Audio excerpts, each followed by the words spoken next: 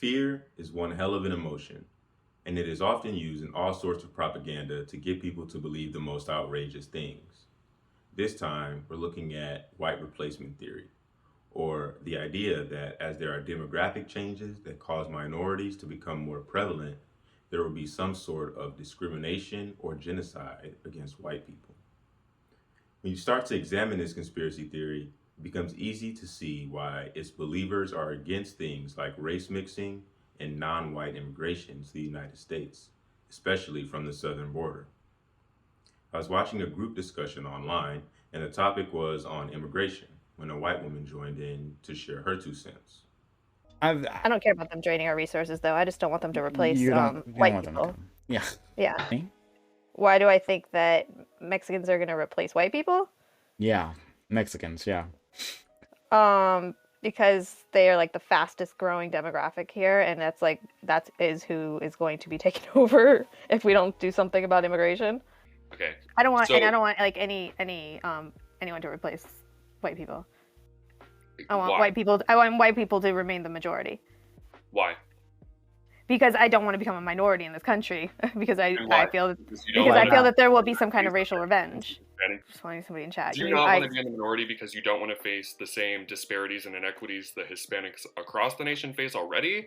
Or do you not want to be in the minority because you're simply just not in the I right feel mindset okay. for diversity? I'm guessing you're new, so I'll catch you up. Yeah, no, I feel that there could be some kind of racial revenge. I think that white people are the one group you are able to discriminate against. I think that it's the one group that people are going to be okay with if there is some kind of racial revenge, because a lot of people, and the sentiment is just, okay, well, they have it coming.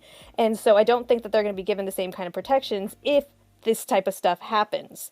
So yeah, I don't want to speed that along. I want to make sure that we are not going to become a minority, because I don't want to chance that. I just don't see it being a very good thing. But we're not excluding other people because we have so many. You don't fucking want people. Mexicans Yeah, I in don't this want country. They're not entitled to come to our country. Like they're not course fucking they're- entitled. Of course Yeah, they're so- not. I'm So not then what saying the that. fuck? And Why, nobody's hold ever on, but voted why on are white this people shit. entitled to this country? Like, why you're, Why are the you're people fine that with- have been here you're since fine- its inception entitled to this country? Why are the people why, you mean why are the people Excuse who me, you guys literally are not here stole the since land? this I'm sorry.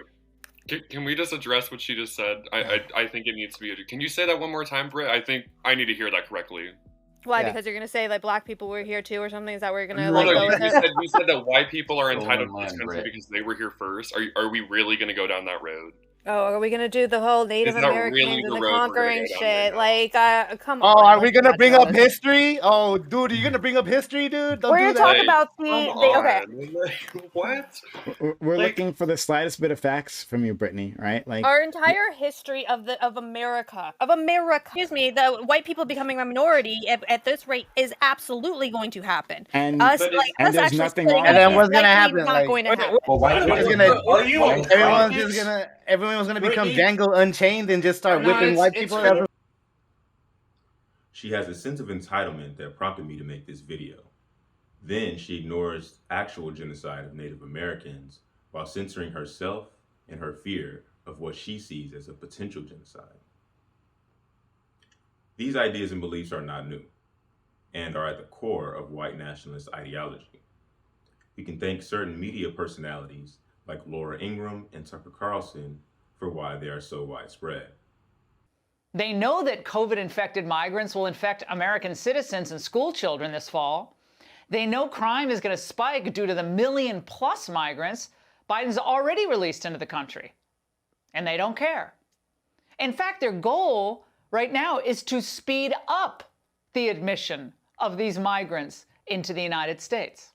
The flood of illegal workers into the United States has damaged our communities, ruined our schools, burdened our healthcare system, and fractured our national unity. It has suppressed wages for our most vulnerable. It has been a slow-motion attack on this country, and its effects have been devastating. Surprisingly, they don't even change the language much from the rhetoric that the Ku Klux Klan would spew. The idea is to use some minority group as a scapegoat or the reason why whites will be replaced. White nationalists often use anti-Semitism. I'm sure you remember the chant, "The Jews will not replace us," which we heard neo-Nazi groups chant during the Unite the Right rally in Charlottesville. It's no coincidence that this took place after the election of a president who outwardly supported white supremacist ideas, Donald Trump. Like when he tweeted a video of his supporters shouting white power, or when he said that there were good people on both sides when talking about Charlottesville. His rhetoric with others emboldened white nationalists across the country and undoubtedly had real-world consequences like domestic terror. There were 2 shootings just in 2019 where both shooters wrote white supremacist manifestos. One at a synagogue during Passover, which quoted the Turner Diaries, which is a white supremacist novel popular with neo-Nazis. And the other shooter targeted a Walmart and referenced fears of cultural and ethnic replacement by Latinos and said he was inspired by a previous mass shooting at 2 mosques. As we heard from the girl in the discussion, white replacement theory has also helped form many people's views on non-white immigration. Fear is used in propaganda to make whites think that immigrants will take their jobs or cause crime and just not contribute to the economy. But this is just plain racist. In 2018, the labor force participation rate of foreign-born adults was 65.7%, which is higher than the 62.3% rate for native-born. And that's according to the U.S. Bureau of Labor Statistics. And according to the Center on Budget Policy Priorities, quote, immigrants help fill key gaps in the U.S. economy, especially in industries of farming, construction, textile, and food manufacturing, just to name a few. According to Harvard economist George Borges, immigration improves labor market efficiency. Moreover, it turns out that part of this efficiency gain accrues to natives between 5 billion and 10 billion annually. According to the World of Labor website, neither public opinion nor evidence-based research supports the claim that immigrants take the jobs of native-born workers. According to the American Immigration Council, quote, immigrants are less likely to commit serious crimes or be behind bars than native-born, and high rates of immigration are associated with lower rates of violent crime and property crime. This holds true for both legal immigrants and the unauthorized, regardless of their country of origin or level of education. In other words, the overwhelming majority of immigrants are not criminals by any commonly accepted definition of the term. For this reason, harsh immigration policies are not effective in fighting crime. Unfortunately, immigration policy is frequently shaped more by fear and stereotype than by empirical evidence, end quote. My personal stance on immigration in this country is that anti-immigrant sentiment has caused many horrible policies to be accepted by the general public without much critical thought.